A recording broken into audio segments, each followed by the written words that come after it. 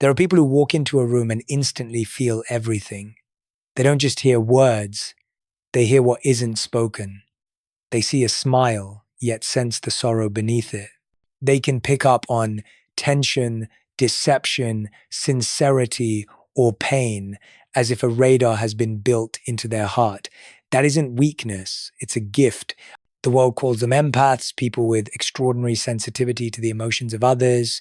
But when that sensitivity rises to another level, when it becomes almost a superpower, we call them super empaths. And yet, the life of a super empath is rarely easy. That very gift can feel like a burden.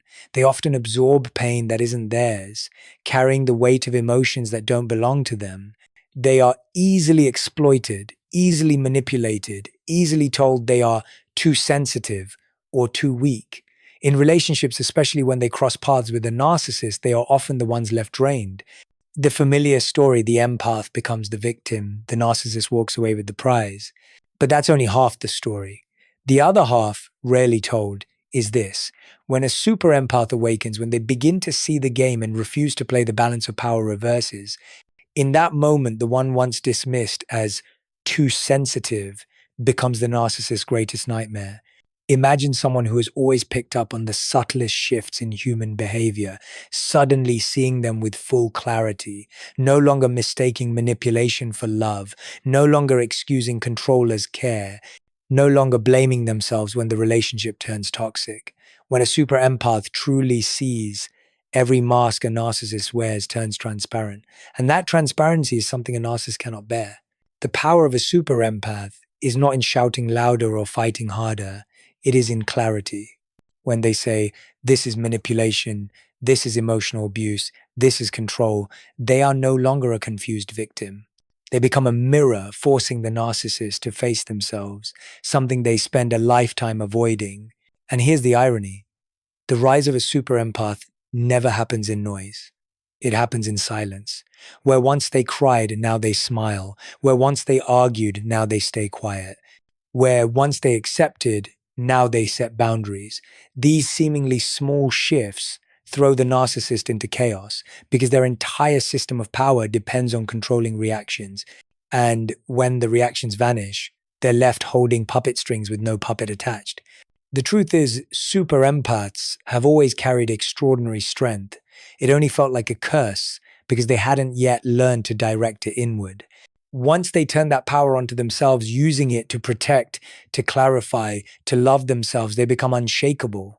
They don't need revenge because their peace and freedom are already the sweetest revenge.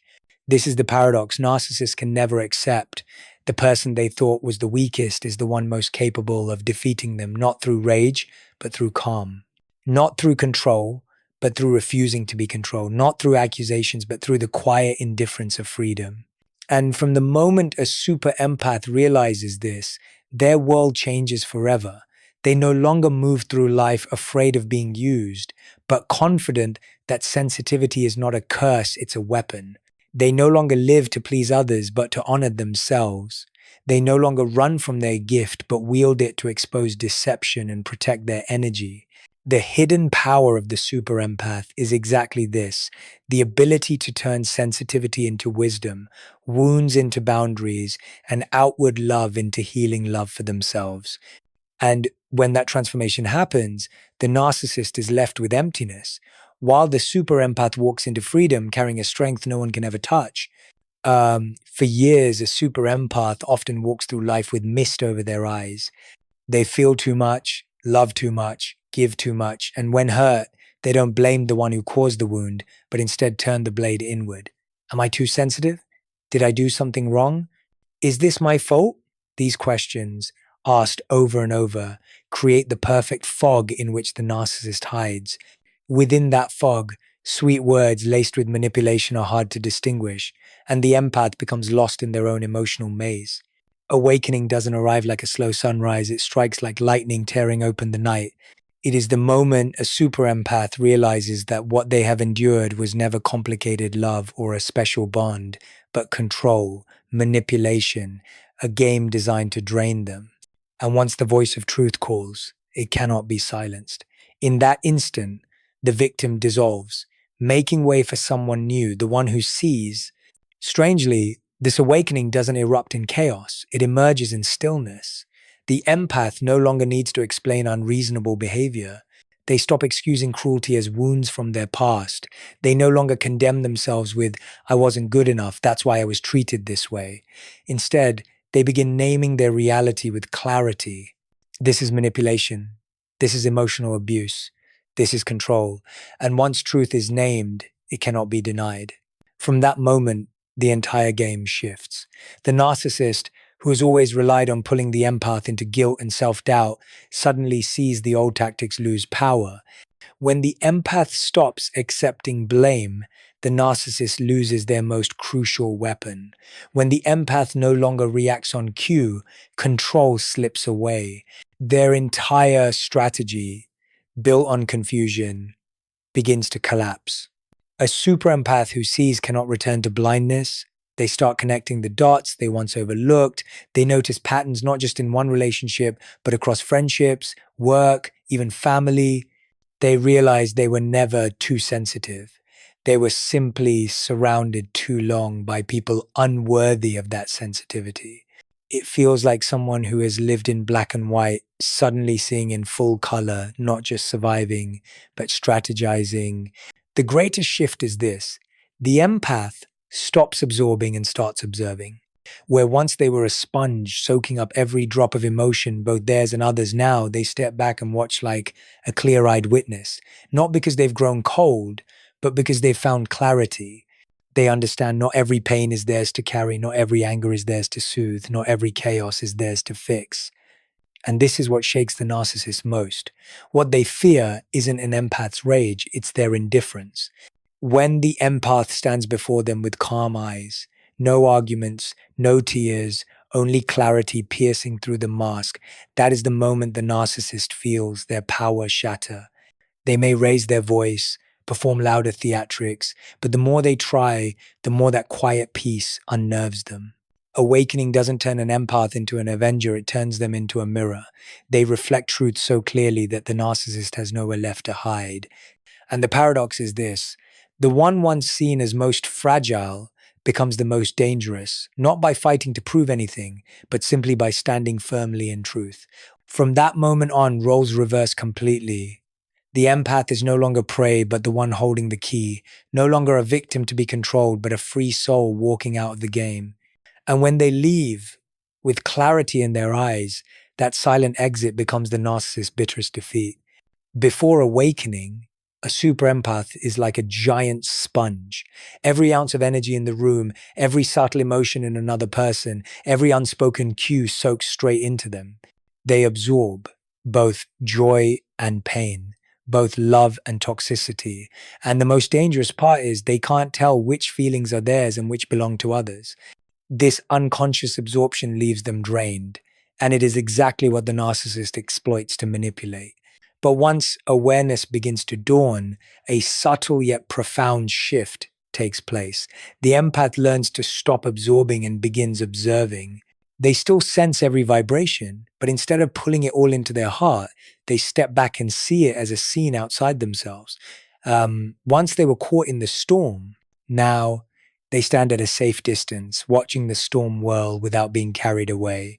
It may sound simple, but for a narcissist, this is a nightmare. Their entire power game depends on triggering reactions. They need the empath to absorb, so they'll over-empathize, over-blame themselves, overreact. But when the empath starts observing, instead of absorbing, the game collapses. A jab no longer brings tears. A blame no longer provokes frantic explanations. A cold gesture no longer shakes them. They see it all clearly, but no longer feel compelled to participate. Power shifts the moment the one once controlled realizes they can stand outside the game. The empath is no longer driven to heal everyone, especially not those who choose to harm. Instead of asking, what did I do wrong? They ask, why should I carry this at all? And with that single change in question, the balance of power tilts. Observation brings another gift: perspective. Before, the empath saw only fragments, isolated incidents, always placing themselves at the center of blame. Now, they see the pattern. They connect the dots, recognize the repeated script, familiar manipulation, the cyclical abuse, the performance played over and over. They realize it was never weakness in them, but a rigged game they were cast into. And once the pattern is visible, escape becomes possible. The narcissist feels this shift immediately. They see the empath no longer reacting the same way. When they try to spark drama, the empath remains still. When they try to load guilt, the empath smiles calmly. When they twist the truth, the empath only observes like an outsider. That serenity unnerves them, like an actor performing on stage to an audience that no longer laughs, cries, or reacts. The entire play loses its power at once. This shift from absorbing to observing is the key to freedom. It doesn't turn the empath into someone cold, but into someone who holds the healthy distance they always needed. They still notice, still feel, but no longer let it invade and destroy them. It is the strength of detached clarity, not denying emotion, but placing it where it belongs. And once they enter this state of observation, the super empath takes the lead. No longer drowning in confusion, they stand steady, analyzing, seeing the game, anticipating the next move. They don't need to shout. They don't need to prove, because their quiet presence alone is enough to throw the narcissist off balance. This is the deepest power shift. The empath doesn't need to fight harder. They only need to stop absorbing. Without fuel, chaos cannot survive. Without reaction, the system of control collapses. From that moment on, the super empath walks free, not as the victim of the play, but as the clear-eyed observer, the one who decides whether the game continues or ends here. When a super empath steps out of unconscious absorption and begins to observe with clarity, they discover two weapons they had never used properly before: awareness and boundaries. Awareness is the invisible armor. Boundaries are the sword that draws the line. Together, they tilt the balance of power entirely in favor of the empath, transforming them from a fragile victim into an untouchable force of self-mastery. Awareness is the ability to see the narcissist's game for what it really is.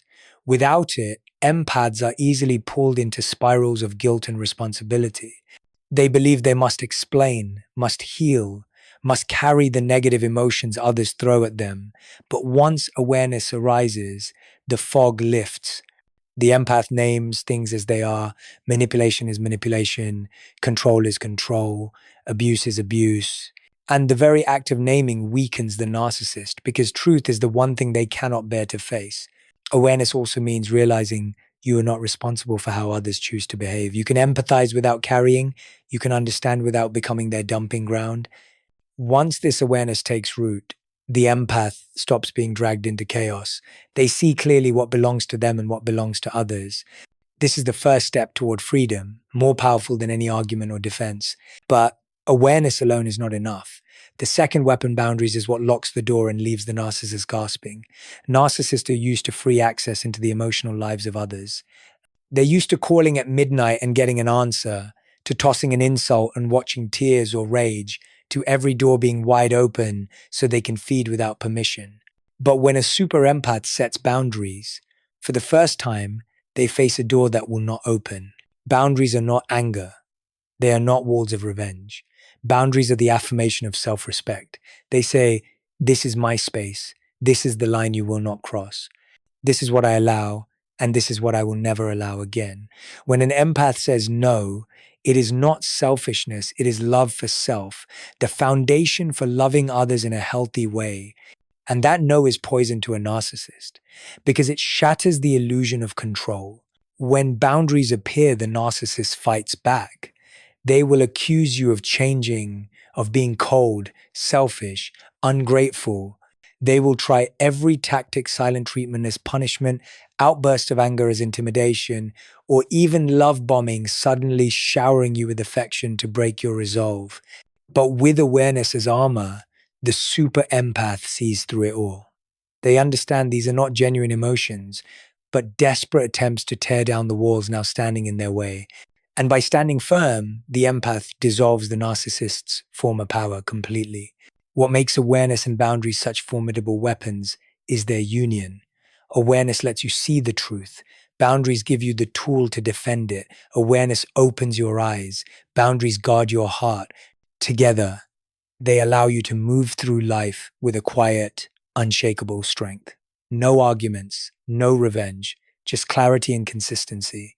For the super empath, the moment they embrace and wield these two weapons, the game is over. Not with dramatic battles, but with unbreakable peace. And that is what wounds the narcissist most. Not that you fought them fiercely, but that you no longer allow them to touch your inner world at all. Nothing terrifies a narcissist more than the silence of a super empath. They can handle your anger, endure your accusations, even feed on the drama when you cry, scream, or demand explanations. Because in every one of those reactions, they still hold control. You still care. You're still playing their game. But when you go silent, when you smile instead of arguing, when you walk away instead of begging to stay, their entire system of power begins to collapse. Silence is not surrender, it is strategy. It's like draining the fuel from a machine that only runs on gas. Every manipulation a narcissist uses requires one thing to function: your reaction. They throw out insults to see you wounded, stage drama to see you confused, use the silent treatment to see you beg. But if every familiar button stops working, if you don't react, don't explain, don't apologize, the game ends. Silence forces the narcissist to face the emptiness they fear most, their own irrelevance. They survive by occupying space in your mind and heart. Every tear, every sleepless night, every outburst of anger is proof to them that they still matter, that they still hold power.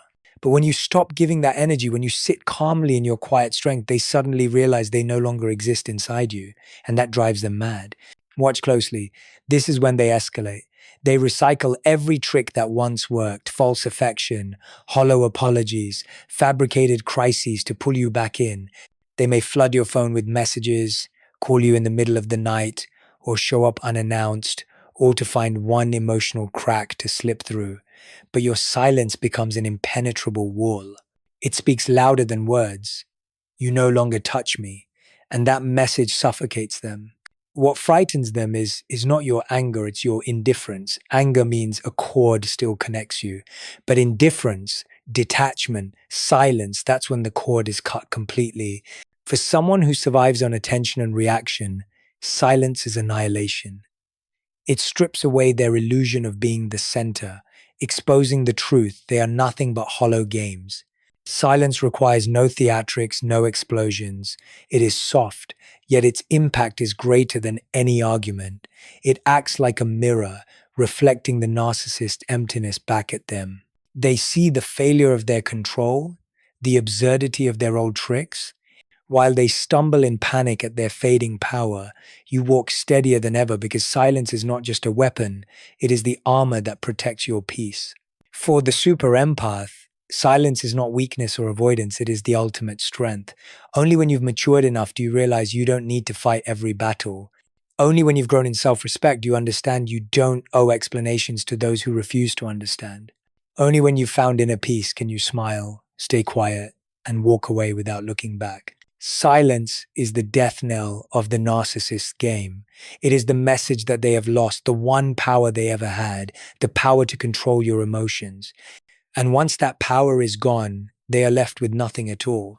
When a super empath is still trapped in the cycle of pain, they often mistake love for constant reaction, believing they must care, must keep giving, even when they're running on empty. But one day, they awaken to a deeper truth. Real strength is not in endlessly pouring out emotions, but in choosing them, knowing when to give and when to hold back. This is conscious detachment. Not coldness, but wisdom. Not withdrawal, but power. Conscious detachment is not shutting down the heart, it is mastering it. No longer letting the narcissist control its rhythm through silence, rage, or subtle manipulation. Instead of falling into the trap of reaction, the super empath chooses indifference. Not the pretense of not caring, but the genuine freedom of no longer being bound. They don't need to shout, "I don't need you." Their calm presence already says it louder than words ever could. For a narcissist, the cruelest blow is not anger, it's indifference. They know how to twist anger, to use tears as leverage, to spin arguments into an invitation back into the game. But against stillness, against a steady gaze, against a heart that no longer trembles, they are powerless. Because when you stop reacting, you take away their lifeblood, control. Conscious detachment is when you no longer need them to understand you, to validate you, or to recognize your worth. You accept they will never change, and you refuse to waste another drop of energy waiting for them to. Instead, you redirect that energy back to yourself, nurturing joy, cultivating peace, reclaiming what was always yours. In that moment, the balance of power shifts forever. Imagine someone who has lived on feeding chaos suddenly realizing you no longer react. They will try everything, pleading, raging, withdrawing, promising, even pretending weakness. But when every tactic crashes into the silence of your calm, they are forced to face the truth. You are no longer under their control. They may still manipulate others, but with you, the game is over. Conscious detachment is also your quiet declaration that you've outgrown the pain. You don't need revenge. You don't need to prove you've won. Because the truth is, you don't need to win, you only need to be free. And freedom comes the moment you are no longer shaken by what once shattered you. For the super empath, this is not the denial of feeling, but emotional maturity. They still feel, but refuse to be ruled by those feelings. They still know pain, but refuse to let it become chains. They still carry love but place it where it belongs, with what is worthy, not with the emptiness of a narcissist. Conscious detachment is an art, a life skill, and a weapon no one can resist. It delivers the narcissist their harshest truth. Their power never truly existed. It lived only in your reactions. And when you withdraw those reactions, they are exposed for what they are, an empty shadow with nothing left to hold on to.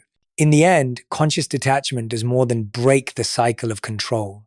It restores you to wholeness. You are no longer the victim, no longer the one drained, but the master of yourself. And in that quiet strength, you discover the greatest victory, not conquering the narcissist, but conquering yourself. The moment a super empath truly chooses themselves is the moment every invisible chain shatters. After years of being pulled into the vortex of manipulation, blame, and desperate longing for validation, they finally realized that freedom was never in the narcissist's hands. It was always within their own heart. Absolute liberation doesn't come from making the narcissist change. It comes from no longer expecting them to. This is not the end of a relationship. It is the beginning of a new life. The super empath understands they no longer need apologies, recognition, or dramatic closure. The door closes quietly, no shouting, no chaos, only peace. And that peace is the ultimate proof of victory. The narcissist may try to return, armed with old tricks, promises, false tears, or performances of pity, but this time, the super empath hears none of it. Not because they've grown cold, but because they've grown too wise to mistake love for self-destruction. They no longer seek their worth through another's eyes, because they have found themselves.